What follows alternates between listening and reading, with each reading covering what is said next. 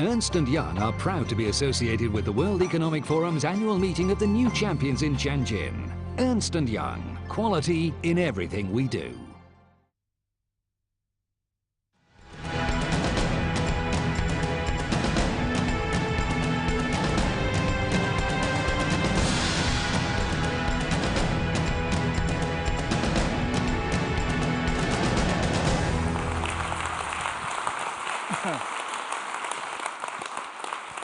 Hello and welcome to the World Economic Forum meeting of the new champions here in Tianjin, China. The global economy is slowing, Wall Street is in crisis, the world's stock markets have fallen heavily.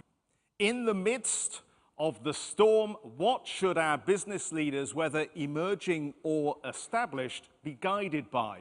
Passion or power? Purpose or profit? We are asking, what wins now? We have on our stage 4 business leaders. They each have 2 minutes to make their case to you, our audience. We're then going to ask you, our audience, to challenge them on what they've said. And then we're going to take a vote at the end of the program to find out whether you were convinced by the arguments that they made. Is it passion, power, purpose, or profit that holds the key to our futures here? Can passion provide the grounding to ensure that an enterprise can withstand today's economic pressures? Let me invite John Hope Bryant to argue the case now for passion. John Hope Bryant, Chief Executive Officer of Operation Hope. You know, I think there are 2 things in the world. There's love and there's fear. And what you don't love, you fear. I think that one of the reasons the world is all screwed up is that many leaders, most leaders, have led by fear. I actually think love makes money. When you have a client, but you treat them like a transaction and not a relationship, you lead by fear. But when you have an employee and you see them as a stakeholder in your vision and you empower them, when your employee spends more time with their employer than they spend with their family, they want to know their employer has values, that they stand for something, that they want to do well and do good. And they'll give you more. Their absenteeism will go down, their productivity will go up, the morale will increase, and your brand will benefit. A lot of the heroes and sheroes that I admire in business and in civil society had a lot of passion.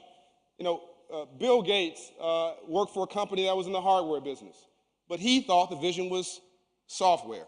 The company fired him. Cannot have a rainbow without a storm first. He had a passion for this. He didn't come out and say, I want power or I want money. He had a passion for making the world a better place. As a result of executing that passion and creating Microsoft, he created a lot of money, got a lot of power, giving a lot back. The more you give, the more you get. Then you've got Ted Turner.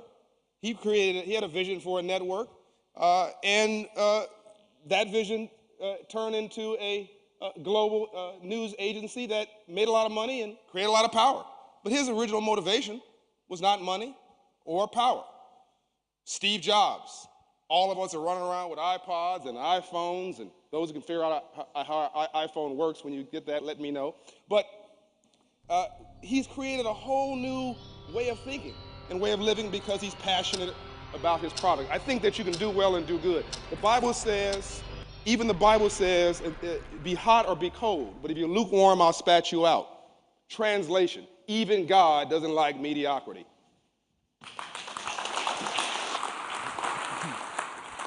John Hope Bryant, ladies and gentlemen, this is your chance now to ask questions of John, or just to make some points yourself if you'd like to. Yes. I fundamentally agree that passion does drive what the business is, because starting a startup anywhere around the world, you have to find a way to motivate your employees and you have to find a way to drive people, and money is not usually the way in a startup company because you don't have it. Well, that was 8 years ago for us. We've now grown the business to over 800 employees. And that same drive, you tend to see how it filters out as you go down and further through the ranks. So you just mentioned several tremendous leaders. But I guess the question is, how do you take that leadership? Because I know most of the leaders, you're absolutely right, have that passion. And they inherently drive that passion. But how do you translate that passion throughout an entire organization? Well, I think that, power, traditional power is, I think, coercion-based. You do it because I tell you to do it. Well, people give you an absolute minimum performance. But if you have a new sort of power, and I'm all for power, by the way, and money, the world doesn't work without it, that's inspiration-based, where you're inspiring your people to do better, to do more. Let them buy in, let them participate in the upside. And I think an entrepreneur works 18 hours a day to keep from getting a job. That was funny. You guys have to inspire, people to do more, to do better, to not do the bare minimum. But the question is, how do you get that piece that's above the bar? And I think that's enrolling people in your vision. And love is work. Non-love is laziness. Anti-love is evil. Most folks are lazy. But I think they're not lazy because they don't want to believe. They don't have anything to believe in. Give them a vision that's larger and more important than themselves, and they'll buy into it. Let's remember that we're not saying that any of these things are irrelevant to a business. All of these four emotions and drivers are critical. We're looking for the first among equals, passionate, essentially, to take us out of this, and we can tell you're passionate.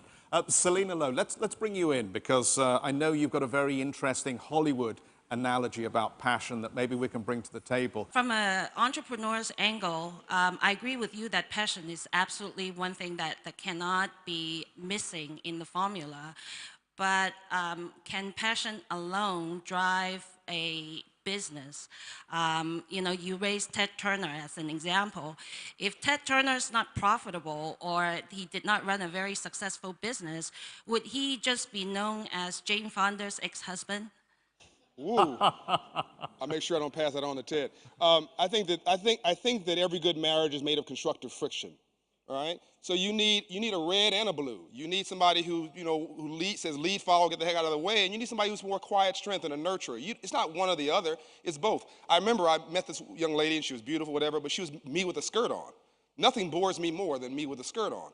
So my wife is a direct opposite of me, but she infuses me. So I think it's all of these things. But I think without passion, if it's just a pure profit play, the customer is going to give you exactly what you gave them, the bare minimum. You treat them like a transaction, they will treat you like a transaction. Sir, I've got another one. Hi, my name is Chris Lubkeman from Arup, and I actually think passion is an incredibly driving force. Our company is over 60 years old, and one of the things that we find is the passion has to go from the top down and also from the bottom up. Because those who are joining our company now, creating the built environment all over the world, are passionate about making the world a better place. And so I think there's the middle management who's got to catch that passion that's coming up to them. And from our founders who created the company, who created the infrastructure, if you will, the moral infrastructure to allow that to grow and to flourish. So I think passion is a fantastic driver. So thank you for that. What about in this environment? The problem is passion misdirected has got us to where we are today. No, the passion to make money in the financial institutions has taken us to the edge in this financial crisis. I disagree. No difference there's a difference between religion and spirituality. There's a difference between passion and a purpose focused on greed. I think that what we got into was greed, which is the first cousin of fear, by the way. It was a lazy man's approach to get paid. And we treated customers like transactions. There was no relationship between the broker and the banker, the borrower and the loan and Wall Street, the banker and Wall Street who bought the paper. Everybody said, I'm going to get mine, you get yours. Well, Rome succeeded because it was about we. It failed when it became about me. I think that this crisis is about people saying it's about me. And it's about this short-term thing of I want to get paid and hit my numbers. But the question is, how do you make money over 20 years, not 2 years? How do you build a reputation, a legacy, integrity, a brand? And I think if we had treated people differently, you'd have had a different outcome. If you had made a loan like you make it to your grandmother, you might have been concerned about how the loan performed in 20 years. But coming back to Selena's point,